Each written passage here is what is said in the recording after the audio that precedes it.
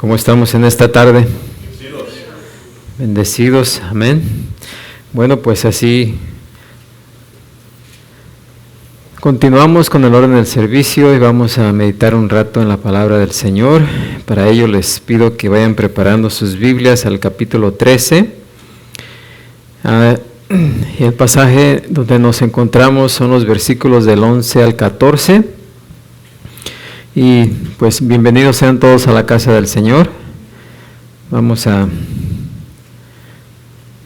pedirle a nuestro hermano Luis que nos lleve en una oración antes de entrar en la meditación de la palabra y la lectura.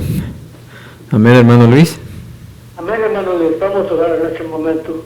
Padre bueno del cielo, Señor bondadoso, estamos en esta tarde, mañana, agradecidos con usted, Señor, por todo lo bueno que hace con nosotros. Y ahora, en este momento, Señor, viene la palabra, Señor, la enseñanza de Dios, de la palabra. Ahora te suplico que bendigas a tu siervo de una manera maravillosa para que esa palabra llegue a corazones sensibles, Padre, y puedan ser cambiados. Gracias te doy por ello, Señor, y a usted le doy toda honra y toda gloria desde hoy para siempre. Amén. Adelante, hermano. Amén. Gracias, hermano. ¿Qué deseamos para nuestro hermano Luis? Amén. Romanos 13, del 11 al 14, dice así: Y esto, conociendo el tiempo que es ya hora de levantarnos del sueño, porque ahora está más cerca de nosotros nuestra salvación que cuando creímos. La noche está avanzada y se acerca el día. Desechemos pues las obras de las tinieblas y vistámonos las armas de la luz. Andemos como de día honestamente, no en glotonerías y borracheras, no en lujurias y lascivias, no en contiendas y envidia, sino vestidos del Señor Jesucristo, y no proveáis para los deseos de la carne. ¿Pueden ocupar su lugar?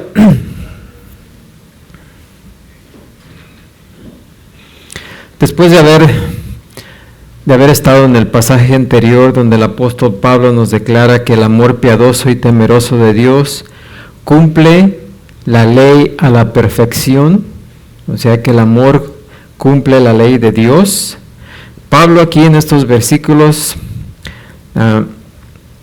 pasa a enfocarse en la urgencia de que los creyentes sean cada vez más semejantes a su Salvador y Señor Jesucristo, quien es en sí mismo la fuente y el poder de ese amor que Dios requiere. Y nos dice aquí que debemos vestirnos del Señor. El tema aquí es de que debemos de vestirnos del Señor Jesucristo. Y esa frase pues resume el tema de lo que es la santificación, que trata en estos siguientes capítulos del 12 al 16 de este libro de Romanos. Ese crecimiento espiritual continuo de quienes se han convertido en hijos de Dios mediante la fe en su Hijo Jesucristo. Porque el cristiano fiel, obediente y temeroso crece en su vida espiritual cuando es cada vez más semejante a Jesús. A medida que nos vestimos con Cristo, su justicia, verdad, santidad y amor se hacen cada vez más evidentes en nuestra vida, y pues el carácter de Jesús es reflejado en nosotros. También, en resumen, la vez pasada vimos que la santificación equivale a ser vestidos con Cristo. La figura de ponerse la ropa como un símbolo para aludir a la conducta moral y espiritual fue empleada por los rabinos antiguos, quienes se referían a los adoradores verdaderos como aquellos que se colocaban el manto de la gloria Shekinah, dando a entender que se proponían a reflejar la gloria de Dios y ser semejantes al Dios a quien rendían culto y adoración. También Jesús usó la misma figura del vestuario en varias ocasiones y se encuentra en numerosas partes en todo el Nuevo Testamento, como vimos la vez pasada. Aquí en Efesios 4:22 al 24 dice: en cuanto a la pasada manera de vivir, despojaos del viejo hombre que está viciado conforme a los deseos engañosos, y renovaos en el espíritu de vuestra mente, y vestíos del nuevo hombre, creado según Dios en la justicia y santidad de la verdad. Así que despojarse y vestirse son figuras que se refieren a la salvación, ¿sí? En algunos lugares las figuras de despojarse y vestirse son empleadas en el tiempo pasado para indicar el momento de la conversión, cuando un creyente es justificado o tenido por justo a causa de que ha puesto su confianza en Cristo Jesús. La naturaleza vieja muere y la naturaleza nueva es creada. Pablo también usó esa figura cuando exhortó con estas palabras a los cristianos en Colosenses 3:9, dice: no mintáis los unos a los otros, habiéndoos despojado del viejo hombre con sus hechos y revestido del nuevo, el cual conforme a la imagen del que lo creó se va renovando hasta el conocimiento pleno. El acto de haberse despojado, pues hace referencia a algo que esos creyentes ya habían experimentado. Por otra parte, se va renovando, hace referencia a lo que estaba sucediendo en sus vidas en ese tiempo. Las primeras dos frases se refieren a la justificación, que es el aspecto de la salvación que ocurre y se hace permanente en el momento en que se ejerce la fe. La tercera frase se refiere a la santificación, el aspecto de la salvación que el Espíritu Santo continúa obrando en la vida de los creyentes hasta la glorificación, cuando termina su tiempo en la tierra, bien sea por la muerte o por el arrebatamiento. También hablamos la vez pasada de la santidad que se tiene y la santidad que continúa. En el momento que ponemos nuestra confianza en Cristo Jesús, somos santificados, somos declarados justos. A eso se refiere la santidad que se tiene, pero la santidad que continúa ese es un proceso, como dije anteriormente, que dura desde que pusimos nuestra fe en Cristo Jesús hasta que muramos o hasta que Jesucristo venga, ¿sí? En el arrebatamiento. Ese es el proceso donde continuamente vamos creciendo, vamos conformándonos más a la imagen de Jesucristo, ¿sí? Así que no confundamos la salvación con la santificación. Pero ambas tienen que ver con la salvación, es un paquete. El paquete de la salvación incluye primeramente la salvación, ¿sí? En el momento en que hemos sido justificados porque pusimos la confianza en Cristo Jesús, hemos sido salvados. Ahí recibimos el paquete, ¿sí? La salvación es un paquete completo, pero después ahí comienza lo que es la santificación, ese proceso que continuamente se debe ir dando. Y claro, no lo hacemos solamente nosotros, porque recibimos la ayuda del Espíritu de Dios que reside en nosotros, que continuamente nos está ayudando en esa santificación. Y la última parte de la salvación es la glorificación, ¿sí?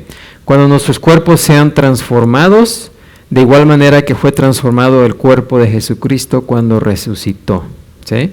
Para que podamos vivir en el reino de Dios, ¿sí? Así que ese es el paquete: la salvación, santificación y glorificación. Y tenemos que entender eso porque en veces hay confusión Y precisamente aquí vamos a hablar de algo que existe en esa confusión, ¿verdad? Así que, pero antes de que el apóstol Pablo entre en este tema, ¿verdad? Y presente esa verdad trascendental, él quiere captar toda la atención de sus lectores y urgirles a despertar de su letargo espiritual y de su pecado. Por eso vimos en los versículos 11 y la primera parte del versículo 12, dice, y esto, conociendo el tiempo, que es ya hora de levantarnos del sueño, porque ahora está más cerca de nosotros nuestra salvación que cuando creímos. La noche está avanzada y se acerca el día. ¿Sí? Así que aquí, y esto, ¿verdad? Se refiere a la idea de hacer algo, además de lo que Pablo acaba de recalcar específicamente en los versículos anteriores del 8 al 10 con respecto al amor. ¿Sí?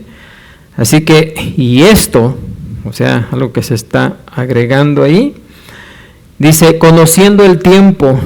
¿Conociendo qué tiempo? ¿Sí?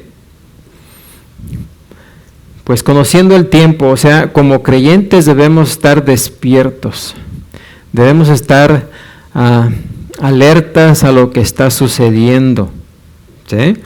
Debemos estar trabajando, o sea, no debemos de dormir en horas de trabajo, por así decirlo, ¿sí?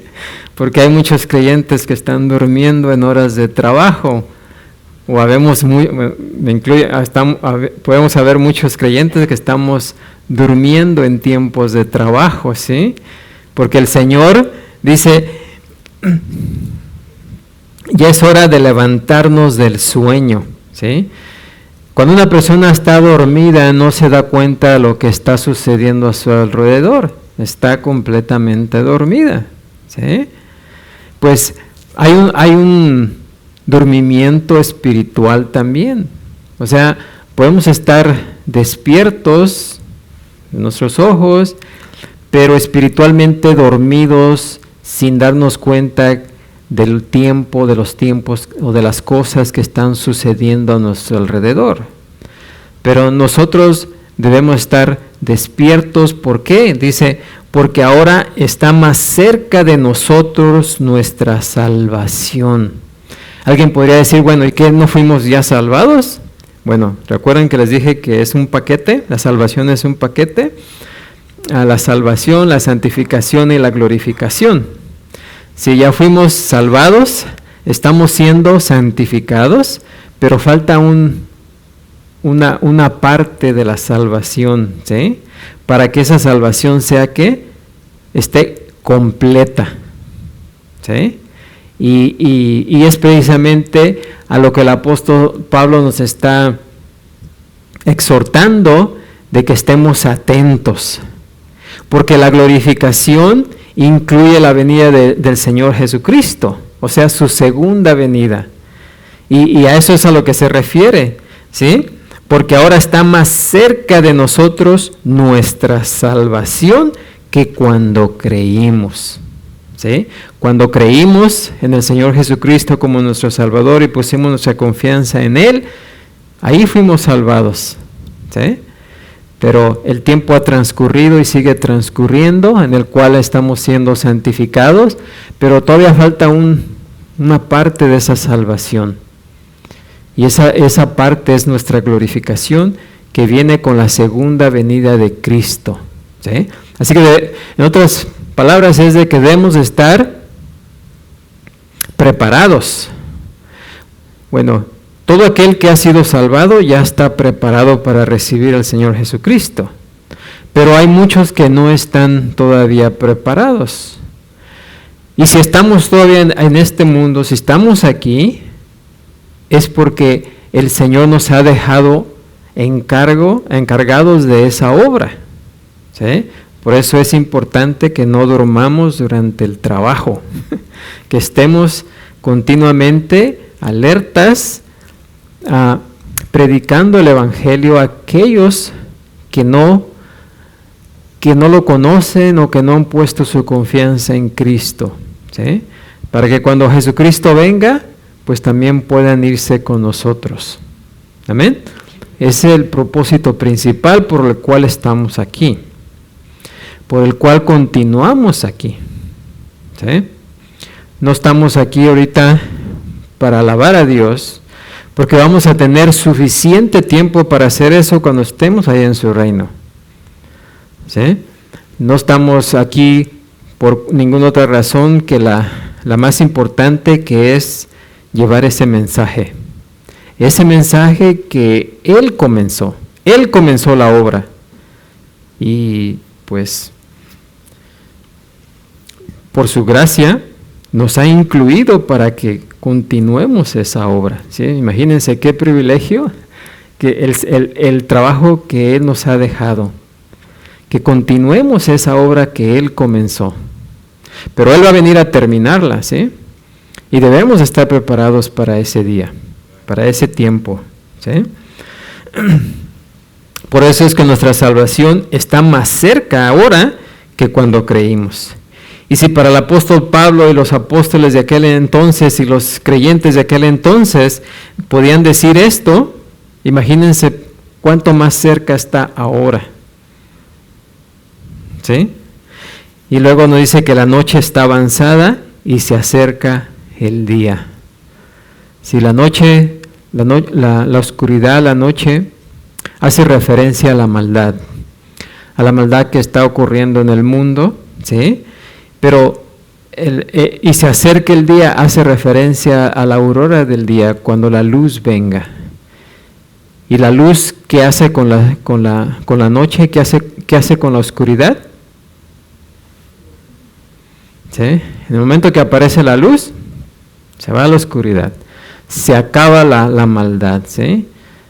Y con la luz que representa a Cristo, ¿verdad?, que representa a Dios, cuando Él aparezca en la escena, pues Él va a venir ya no como vino la primera vez, sino va a venir ahora como juez, ¿sí?, como rey. Amén. Así que las frases "ya es hora", "ahora está más cerca nuestra salvación", "la noche está avanzada", "se acerca el día", todas esas expresiones son expresiones de urgencia, ¿sí? Son expresiones de urgencia que no se pueden postergar, ¿sí? Así que por eso es que Él nos insta que estemos, ¿qué?, despiertos, que ya despertemos. Ya dormimos bastante, ya estuvimos en la noche durmiendo bastante, que también hace referencia a todo ese tiempo cuando estuvimos muertos en nuestros delitos y pecados. Pero Él ya nos ha despertado con su luz, nos ha dado vida, y ahora que nos ha dado vida, no nos ha dado vida para nomás estar de brazos cruzados, ¿sí?, sino para trabajar. Amén.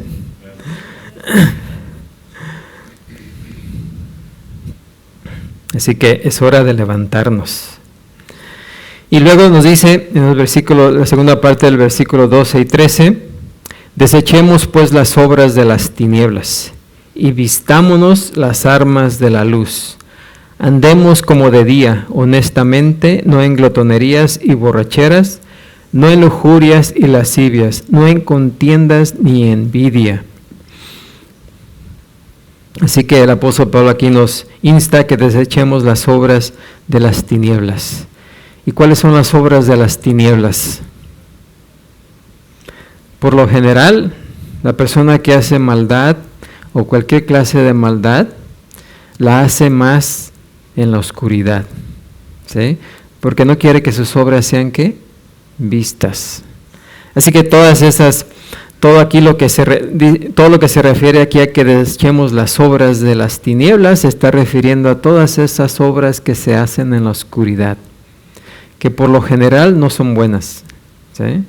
Por lo general se refieren a todas las cosas malas que la gente hace para no ser vista, ¿sí? Pero también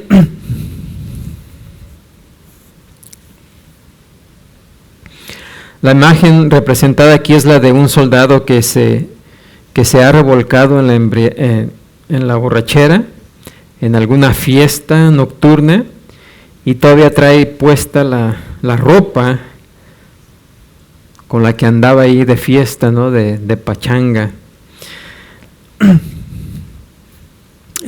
con la cual pues cayó dormido inconscientemente en medio de la embriaguez que traía. Pero se acerca el día, el alba, y la batalla pues está próxima para el soldado, ¿verdad? Al amanecer tiene que estar listo, es hora de levantarse, quitarse la ropa que usó en la fiesta, lo que anduvo en la noche, y ponerse el uniforme de soldado para estar listo para la batalla, ¿sí? Así que esa es la imagen que nos da aquí el apóstol Pablo. Y desechar, pues alude aquí a la idea de abandonar, de renunciar. Y en este contexto es obvio que hace referencia al arrepentimiento de las obras de las tinieblas, que como dije anteriormente es un término genérico que incluye todos los pecados en que un creyente pueda incurrir, ¿sí? Así que no solamente está hablando de los inconversos, sino también de los conversos, ¿sí? De los que ya son convertidos, que ya se alejen de la oscuridad, ¿sí? Para que estén listos, porque la luz, el amanecer ya viene, y junto con el amanecer es la venida ¿de quién? De Cristo, ¿sí?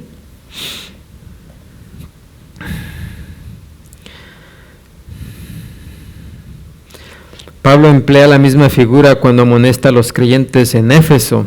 Efesios 4:22 dice: despojaos del viejo hombre, que está viciado conforme a los deseos engañosos. Y a los colosenses también dijo, y en Colosenses 3:8 y 9, que dejaran todas las cosas tales como ira, enojo, malicia, blasfemia, palabras deshonestas de vuestra boca, no mintáis los unos a los otros, habiéndoos despojado del viejo hombre con sus hechos. ¿Sí? Como podemos ver aquí, no se está refiriendo a los inconversos. ¿A quién se está refiriendo? Los creyentes, ¿sí? O sea que hagamos a un lado todo eso: ira, enojo, malicia, blasfemia, palabras deshonestas de vuestra boca, no mintáis los unos a los otros, porque recuerden, habiéndoos despojado del viejo hombre, esa frase, ¿qué quiere decir? Que nos hemos despojado del viejo hombre, de la vieja manera de vivir, ¿sí? De cuando vivíamos en nuestros delitos y pecados, ¿sí? Pero ya nos hemos vestido del nuevo hombre, ¿sí?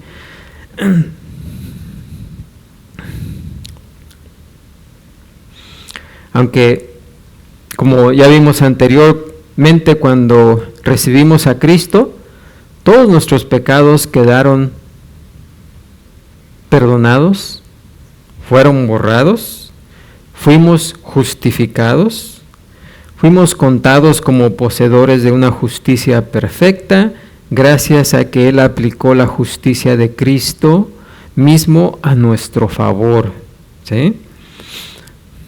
Así que Pablo estaba diciendo a los colosenses que siguieran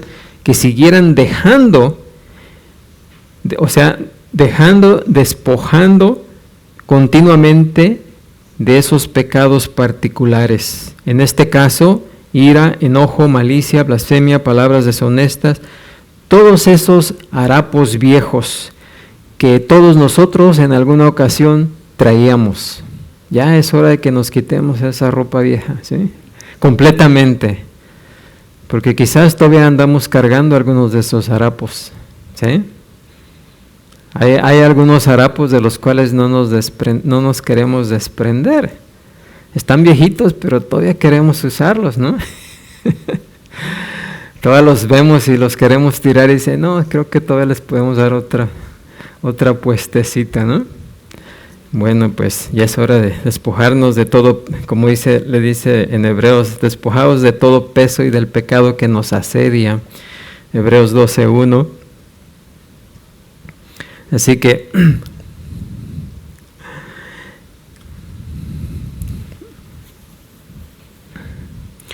Así que hay que desecharnos de todas esas prendas nocturnas y vestirnos con las armas, ¿sí? Las armas que necesitamos para librar la batalla del día. Las armas y las armaduras están hechas para la guerra, ¿sí? Y su propósito es proteger a quien las lleva puestas, ¿sí?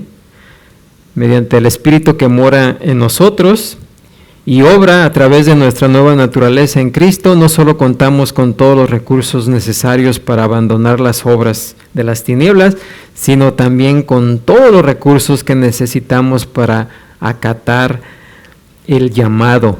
Vistámonos las armas de luz, ¿sí? Vistámonos las armas de luz. Como sabemos, la luz de Dios mismo, pues nos da protección divina en nuestra batalla contra los poderes sobrenaturales de las tinieblas de Satanás, así como en contra de la oscuridad natural del pecado humano, a la cual somos tan propensos, aún siendo creyentes, a caer. Así que aquí las armas de luz también es una referencia a toda la armadura de Dios, la cual debemos de tomar, como nos dice Pablo en Efesios 6:11, para que podamos estar firmes contra las acechanzas del diablo, porque no tenemos lucha contra sangre y carne, sino contra principados, contra potestades, contra los gobernadores de las tinieblas de este siglo, contra huestes espirituales de maldad en las regiones celestes. Así que no podemos estar seguros espiritualmente ni moralmente, a menos que traigamos o que nos pongamos toda la armadura de Dios. ¿Para qué? Para que podamos resistir al enemigo en el día malo.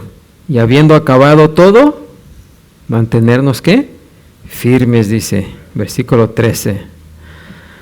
Y esas armas de luz que Dios nos da, incluye lo que menciona ahí en Efesios 6:14, la verdad, la coraza de justicia, el calzado del apresto del evangelio de la paz, el escudo de la fe, con que podamos apagar todos los dardos de fuego del enemigo, del maligno, también el yelmo o el casco de la salvación y la espada del Espíritu, que es la palabra de Dios.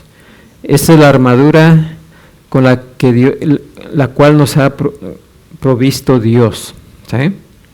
Así que Él nos ha dado todo, pero si estamos dormidos, de nada sirve. Amén. De nada sirve.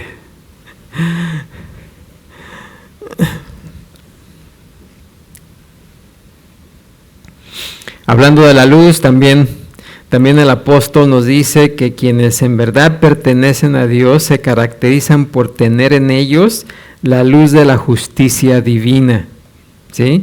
Si decimos que tenemos comunión con Él y andamos en tinieblas, mentimos y no practicamos la verdad. Pero si andamos en luz como Él está en luz, tenemos comunión unos con otros y la sangre de Jesucristo, su Hijo, nos limpia de todo pecado. Así que el pecado y la justicia son tan incompatibles y mutuamente excluyentes como lo es las tinieblas y la luz, ¿sí? Completamente diferentes.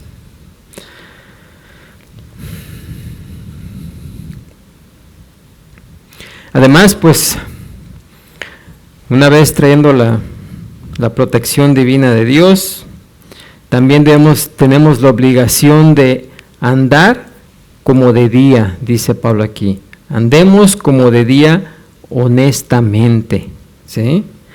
Este andar sincero consiste en vivir una manera que agrada a Dios. Es vivir con sinceridad delante de nuestro Señor y delante de los hombres.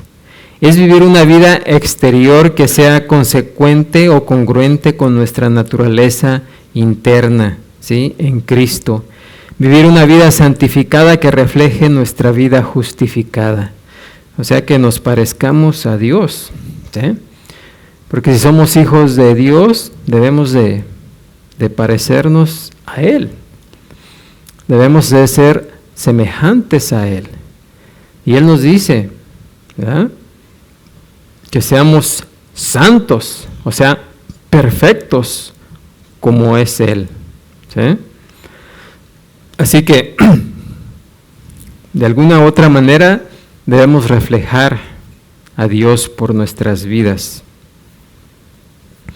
Es vivir una vida sin mancha ni arruga ni cosa semejante, como dice Efesios 5:27, a fin de que seamos hallados por Él sin mancha e irreprensibles en paz, como dice Pedro en su segunda carta 3:14. Así que el creyente que no está viviendo una vida santa y obediente es un cristiano que no comprende la importancia y el significado del regreso del Señor. ¿Sí? Jesús dio una parábola, ¿verdad?, donde el amo de la hacienda se va, pero deja encargados a sus siervos. Y como saben ustedes, cuando el patrón se va, los empleados hacen fiesta, ¿no? Pero cuando el día se acerca, pues eso es lo que... El Señor Jesucristo es el patrón, se fue, y nosotros somos los empleados. Y como se fue, pues nosotros hacemos fiesta porque no está aquí, ¿verdad? Pero Él nos dijo que iba a venir, y a medida que se acerque la fecha en que va a regresar, pues muchos de los siervos van a decir, ya viene el patrón, hay que ponernos las pilas, dicen por ahí, ¿verdad? Y hacer las cosas que nos encargó, para que cuando venga nos halle trabajando, ¿sí? No nos haya allá todos dormidos, ¿verdad? Allá reposando debajo de la sombra, ¿no? Pues esa es la misma imagen, ¿sí? La misma imagen de que estemos conscientes de que el Señor Jesús ya viene.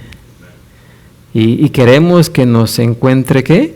Trabajando, que nos encuentre haciendo las cosas que Él nos dijo que hiciéramos. ¿Y qué fue lo que nos dijo que hiciéramos? Que fuéramos, ¿y qué? Predicáramos el Evangelio, ¿a quién? A toda criatura, ¿sí? Así que esa es la hora, ese es el trabajo. Y a medida que más se acerca, pues más debemos estar trabajando. Horas extras. ¿Amén? No sabemos a qué horas va a llegar. Puede que llegue en la mañana, al mediodía o en la tarde. Pero cualquier hora que venga, que nos encuentre trabajando. Amén.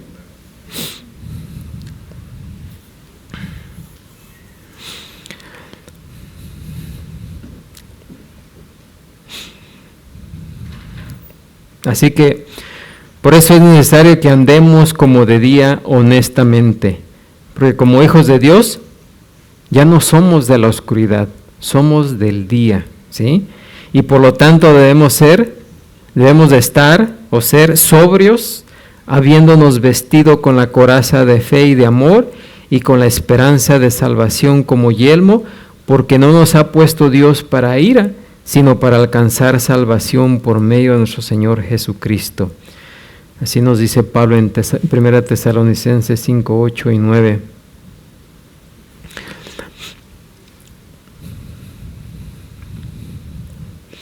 Y otra vez, aquí volviendo al aspecto negativo, Pablo menciona también, como lo hace con frecuencia, cierto número de pecados específicos y característicos de nuestras vidas que reflejan tinieblas en lugar de luz espiritual, que pertenecen a la noche de la injusticia y no al día de la justicia. Y lo primero en la lista es la palabra que vemos ahí, glotonerías, que se traduce de un verbo griego, komos, ¿verdad? Y ese término se empleaba para hacer referencia a la celebración de una victoria militar o atlética. Y yo creo que todos estamos conscientes también que esas fiestas se siguen llevando a cabo. Es más, ahora con algún equipo deportivo, ¿verdad? Por lo general, toman cuando pierden y toman cuando ganan. O sea que la excusa, o sea, nomás buscan cualquier cosa, ¿no? Pero antes era porque ganaban, ¿no? Si triunfaban, pues celebraban, y era una fiesta donde se daban vuelo, ¿no? A eso se llamaba glotonerías, que eso hacía referencia a una victoria, ya fuera militar o atlética, porque esas fiestas con frecuencia se convertían en desórdenes, ebrios e inmorales. Incluso fiestas salvajes, orgías sexuales y hasta amotinamientos, en especial cuando se asociaban con el siguiente pecado que menciona aquí Pablo, que es borracheras. Y la palabra borrachera se usaba casi siempre para referirse a actos intencionales y habituales de intoxicación y disipación. Y es interesante que tanto en Gálatas 5:21 como en 1 de Pedro 4:3 también se encuentran los mismos pecados, uno al lado del otro. Y luego nos menciona aquí otros dos pecados, el apóstol Pablo, lujurias y lascivias. También están relacionados. Y aquí las lujurias, la palabra lujurias no se traduce de pornea, el término griego más común para hacer referencia a la inmoralidad sexual, sino de kiti, que hace referencia literal a una cama o dormitorio. Y aunque llegó a tener la misma connotación actual de la frase ir a la cama con una persona del sexo opuesto, en el Nuevo Testamento la palabra se emplea por igual con referencia al hecho matrimonial honroso que podemos ver en Hebreos 13:4, y a las lujurias ilícitas, como es el caso aquí que nos presenta Pablo. Por otro lado, lascivias es la traducción de una palabra cuyo significado básico es el exceso desvergonzado y la ausencia de moderación, ¿sí? Y al igual que lujurias o kiti, se empleaba casi de manera exclusiva con referencia a las inmoralidades sexuales desenfrenadas y a las concupiscencias libidinosas desinhibidas. O sea, se refiere al tipo de libertinaje y depravación sexual que caracteriza gran parte de la sociedad moderna y que muchas veces se hace desvergonzadamente como algo distintivo, ¿sí? O sea, no basta con que sea algo tremendo, sino que lo hacen ya sin vergüenza, sin ninguna, desvergonzadamente, ¿verdad?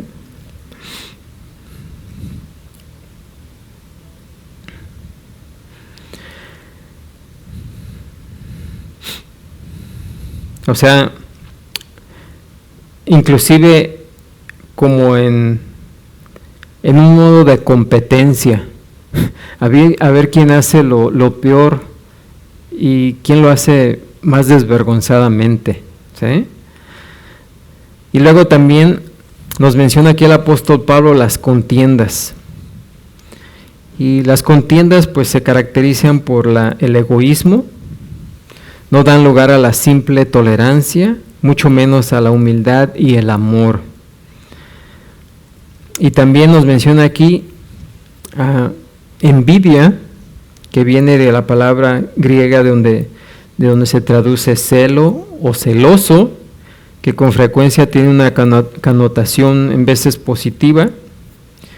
También se utiliza en el original griego del Nuevo Testamento en sentido positivo. Pablo habló de ciertos judíos no salvos que tenían celo de Dios. O sea, tenían celo de Dios sin conocimiento suficiente ni la dirección correcta, pero eran celosos, ¿sí?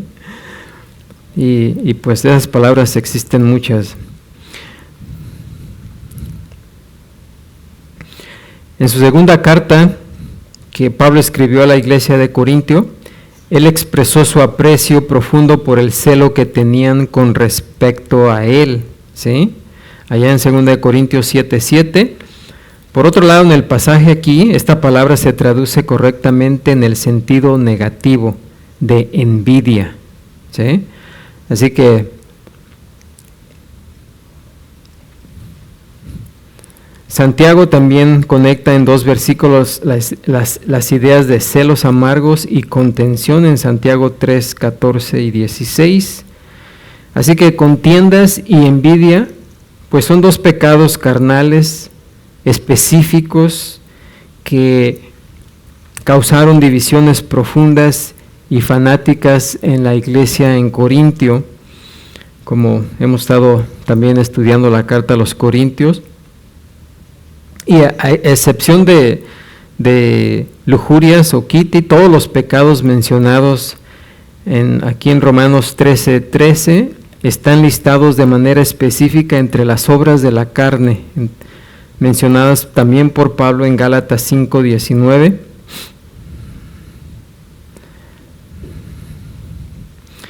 Y también en el versículo 19, donde esta palabra de quiti o lujuria se menciona en esta lista con las palabras inmundicia y lascivia. Ahora, Pablo no los está exhortando porque él siempre fue perfecto, ¿no? No, él también nunca perdió de vista el hecho de que él también había pasado por ahí, que él había sido el primero de los pecadores, y precisamente él le recordó a Tito, allá en Tito 1:15, dice, porque nosotros también éramos en otro tiempo insensatos, Tito 3:3, porque nosotros también éramos en otro tiempo insensatos, rebeldes, extraviados, esclavos de concupiscencias y deleites diversos, viviendo en malicia y envidia, aborrecibles y aborreciéndonos unos a otros. Pero cuando se manifestó la bondad de Dios, nuestro Salvador, y su amor para con los hombres, nos salvó, no por obras de justicia que nosotros hubiéramos hecho, sino por su misericordia, por el lavamiento de la regeneración y por la renovación en el Espíritu Santo, el cual derramó en nosotros abundantemente por Jesucristo nuestro Salvador, para que justificados por su gracia viniésemos a ser herederos conforme a la esperanza de la vida eterna. ¿Sí? Así que Pablo nunca se olvidó de dónde vino, nunca se olvidó lo que él fue en el pasado, ¿sí? Pero él se esforzaba día a día a ser cada día más conforme a la imagen de Jesucristo. Y luego en el versículo 14 nos dice el apóstol Pablo nuevamente que nos vistamos del Señor Jesucristo. Dice, sino vestíos del Señor Jesucristo y no proveáis para los desechos de la carne. Como vimos al principio de este capítulo, la expresión vestíos del Señor Jesucristo representa el crecimiento espiritual continuo de aquellos que se han convertido en hijos de Dios mediante su fe en su Hijo Jesucristo. Y tras haber sido arraigados en Cristo, ahora somos sobreedificados en Él. Y a medida que crecemos en Cristo, pues la vieja vestimenta de pensamientos y hábitos pecaminosos es desechada continuamente, y nuestra vestidura divina de justicia, verdad, santidad y amor, pues es puesta en nosotros. Al avanzar el proceso de la santificación, el carácter del Señor va siendo cada vez más nuestro propio carácter. Y en ese sentido, el propósito principal de un cristiano es que continuamente nos estemos vistiendo del Señor Jesucristo. Así como continuamente nos quitamos la ropa sucia, y cuando nos quitamos esa ropa sucia no nos ponemos otra sucia, ¿verdad? Bueno, no lo hacemos aunque por allá de vez en cuando, ¿no? Pero nos quitamos la ropa sucia y nos ponemos una ropa nueva, ¿sí? Constantemente estamos quitando la ropa sucia, poniendo ropa nueva. Pues esa es la imagen, ¿verdad? Que continuamente estemos haciendo eso, ¿sí? Vistiéndonos del Señor Jesucristo continuamente con ropa nueva, con ropa limpia. Esto es lo que Pablo tenía en mente cuando dijo que solo hacía una cosa. Dice, olvidando ciertamente lo que queda atrás y extendiéndome a lo que está delante, prosigo a la meta, al premio del supremo llamamiento de Dios en Cristo Jesús. ¿Sí? Y también Juan, allá en 1 Juan 3:2 dice, amados, ahora somos hijos de Dios, nos dice Juan, y aún no se ha manifestado lo que hemos de ser. ¿Sí? Todavía no, ya no somos lo que éramos antes. ¿Sí? Pero todavía no somos lo que debemos de ser, ¿verdad? Así que por eso dice, pero sabemos que cuando Él se manifieste, entonces sí, dice, seremos semejantes a Él, porque le veremos tal como Él es. Y todo aquel que tiene esta esperanza en Él, se purifica a sí mismo, así como Él es puro. O sea, si tenemos la esperanza de que Él viene pronto, pues vamos a estar continuamente santificándonos, ¿sí? Siendo cada día más y más semejantes a Cristo. Eso es aguardar con amorosa expectación la venida de Cristo, porque si la tenemos en mente, continuamente nos vamos a estar purificando, porque anhelamos quererle agradar, ¿sí? Y querer agradarle es el tener el deseo genuino de ser como Él es. Pablo le dijo a los Gálatas que él no estaría satisfecho y que seguiría dispuesto a sufrir dolores de parto, por así decirlo, hasta que Cristo sea formado en vosotros. ¿Sí? Le dijo, hey, quizás no estoy contento con lo que son ahorita, pero estoy dispuesto a sufrir y sufrir hasta dolores de parto, hasta que pueda haber algo del reflejo de Cristo en ustedes. ¿Sí?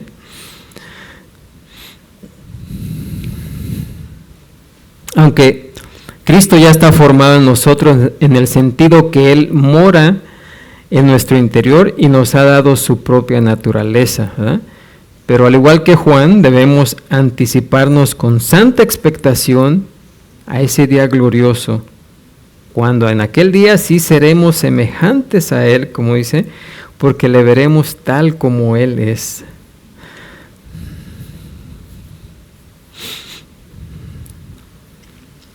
Por eso dice Pablo en 2 Corintios 3:8, nos regocijamos porque todos, mirando a cara descubierta como en un espejo la gloria del Señor, somos transformados de gloria en gloria en la misma imagen como por el Espíritu del Señor. Así que crecemos, esto también es crecer de un nivel de la gloria de Cristo a otro a medida que estudiamos fielmente y meditamos en su palabra.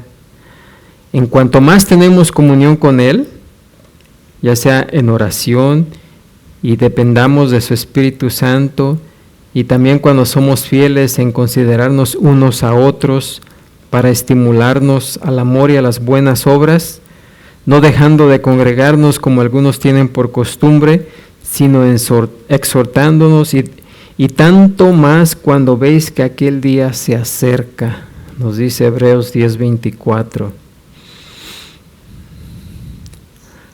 Un atleta puede ponerse el uniforme y piensa que ya cuando se pone el uniforme, pues asume el nombre de un equipo campeón, ¿sí? Si es campeón el equipo. Pero en su desempeño y no en el uniforme o en el nombre de su equipo, lo que determina su propio valor como deportista y jugador, ¿qué es? ¿El uniforme? ¿Es qué? Su desempeño, ¿no? ¿Sí? Así que se puede poner el uniforme de un equipo triunfador, un equipo campeón, y decir, pues como equipo somos campeones. Pero lo que lo va a diferenciar a esa persona es su desempeño, ¿sí? Un juez se puede colocar el atuendo correspondiente a su cargo, pero es su conocimiento de la ley y su sabiduría lo que determinan sus propios méritos como juez. Como dicen por ahí, el atuendo no hace al santo, ¿cómo dicen por ahí? Algo así, ¿no? El hábito, ¿verdad? El hábito no hace ¿al qué? Por ahí va, ¿no? Bueno, me entendieron, ¿no? De una manera similar, pero mucho más profunda, la persona que recibe a Cristo como Salvador asume el nombre de cristiano, ¿sí? Pero la calidad de su cristianismo está determinada por su propio nivel de fidelidad espiritual, ¿sí? O sea, ponerse el uniforme de cristiano no hace una persona cristiana, ¿sí? Sino su comportamiento, ¿verdad? Porque un árbol malo no puede dar buenos frutos, ¿sí? Así que una vez más Pablo emplea un contraste para aclarar el punto, y esta vez en orden inverso al que aplicó en el versículo 12. Y aquí el orden es primero vestirse de Cristo y su justicia, y luego despojarse del pecado.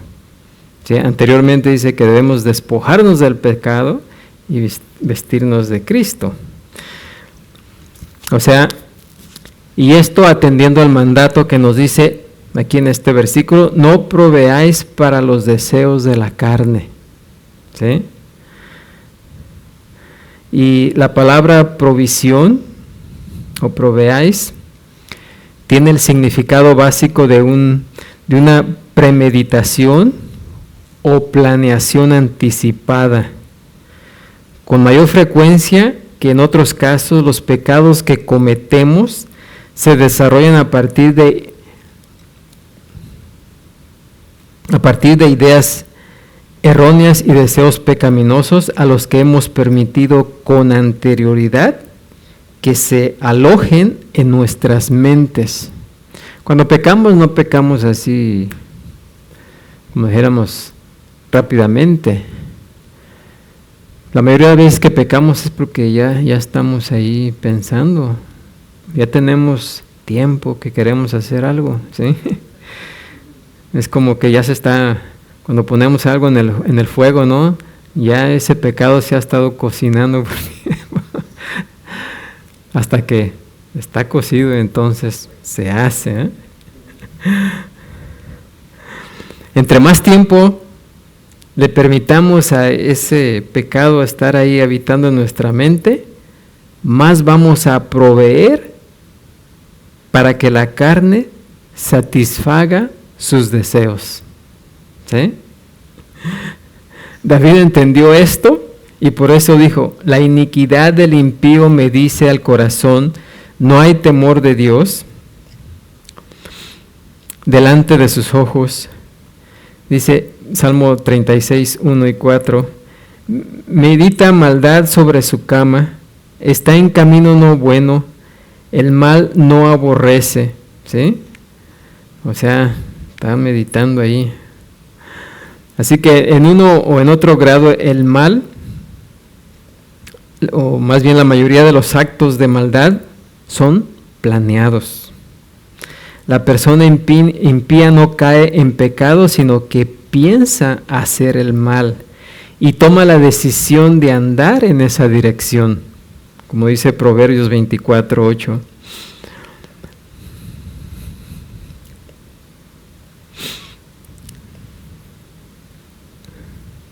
Así que sentir el deseo de pecar es evidencia de la presencia de pecado en nosotros. Cumplir ese deseo es evidencia del poder del pecado sobre nosotros.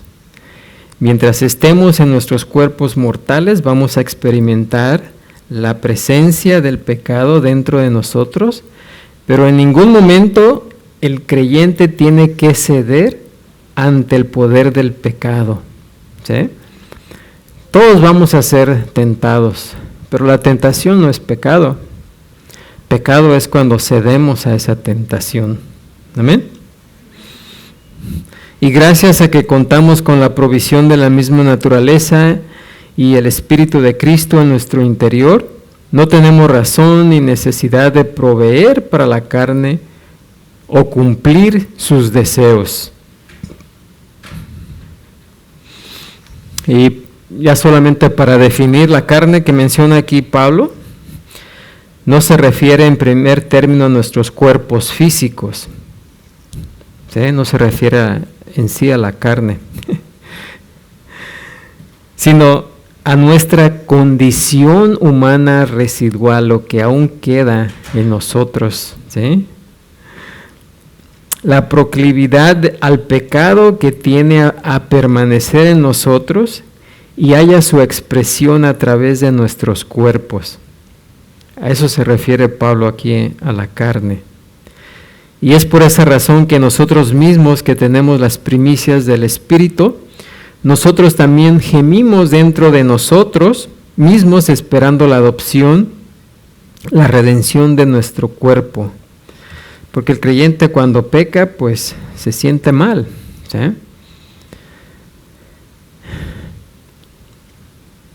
Y hasta en veces podemos dudar de que en verdad hemos sido salvados, ¿sí? Pero esos son los ataques del maligno, ¿sí? Que nos ataca la cabeza. Por eso tenemos que ponernos el casco y recordar siempre, ¿verdad?, que no fuimos salvados por nuestras obras, no fuimos salvados por algo que nosotros hicimos, que fuimos salvados en la base de lo que Cristo hizo por nosotros, ¿sí?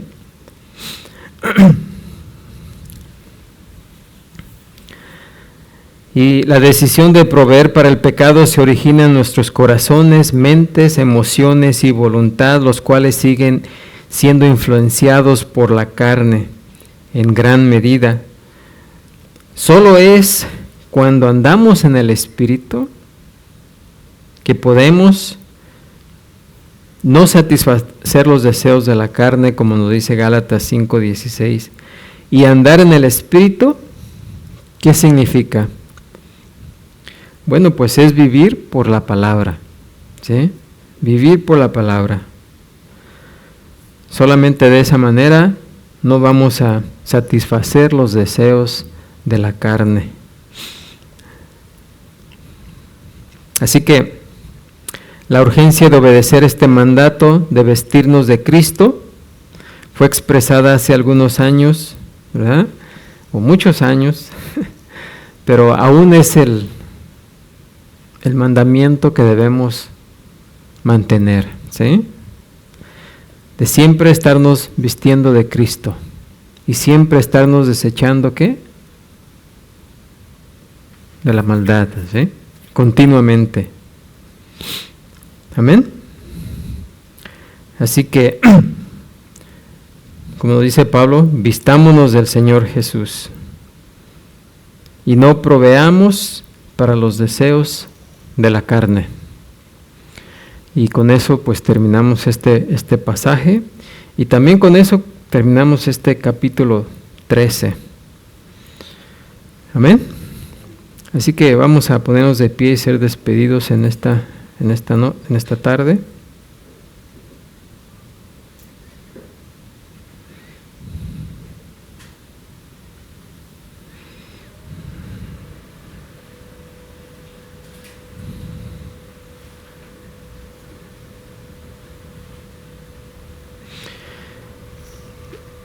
Les voy a leer un poema que se escribió hace unos años.